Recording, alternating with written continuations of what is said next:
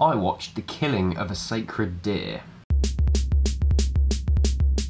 The Killing of a Sacred Deer is a film that came out last year, directed by Yorgos Lanthimos, a Greek director who's made some really interesting films in the past. His film The Lobster, which is like a weird sci-fi tragic-comedy kind of film, has some amazing performances, a really unique concept. I think it's on Netflix, so if you do subscribe to Netflix, you might be able to check it out on there. Really great film. I also saw his film Dogtooth, which came out in 2009, which was a film about basically children being kept in the house by their parents and never seeing the outside of society. Therefore, their interactions with society were so limited that the parents were able to completely change the meanings of words and suggest to them that aeroplanes weren't real. It was a really strange film, but it just proved his very unique style of direction and narrative. The film is based around the character Stephen Murphy, who is an open heart surgeon and has this very strange relationship with this boy that keeps turning up at the hospital. And you're never really sure at the beginning what the relationship is, whether there's a sinister undertone to it, and there are sinister undertones. That's one of the biggest things about this film.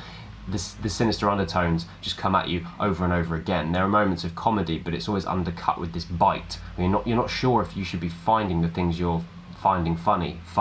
And I love that he plays with the audience expectations from that angle. That juxtaposition of fear and humour is something that he really plays on with this film, and a lot of the humour comes from the characterizations and the performances. So there's almost like a sense of Brechtian distancing with some of the performances. So those of you that don't know, Bertolt Brecht, who was a German playwright, a crucial figure in 20th century theatre. He created learning plays that had this moral focus. He wanted the audience to learn something from his plays, and therefore the characterizations and the performances were sometimes quite stiff and flat, because he wanted you to be thinking about what the play actually meant. Now, there's like kind of an element of that going on with the performances in The Killing of a Sacred Deer, except the moral focus is less obvious. So you're just being reminded constantly of this very strange idiosyncratic direction that Lanthimos does. It makes the characters feel unreal in so many ways, and that just increases your uncomfortability as you're watching the film. Is uncomfortability a word? I'm not sure. We'll just go with it anyway. I meant discomfort, I think.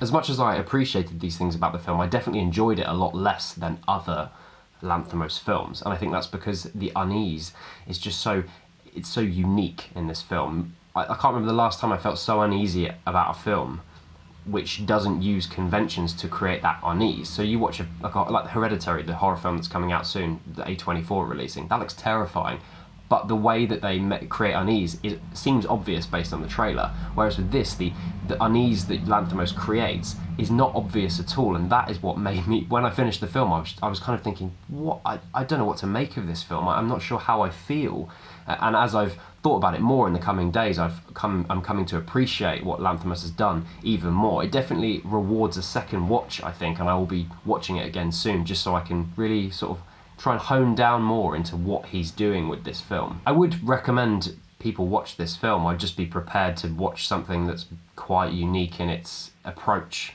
very unique in its way of creating unease, very unique in its humour, and the way that its characters interact with each other. It made it an interesting watch, and I look forward to checking it out again.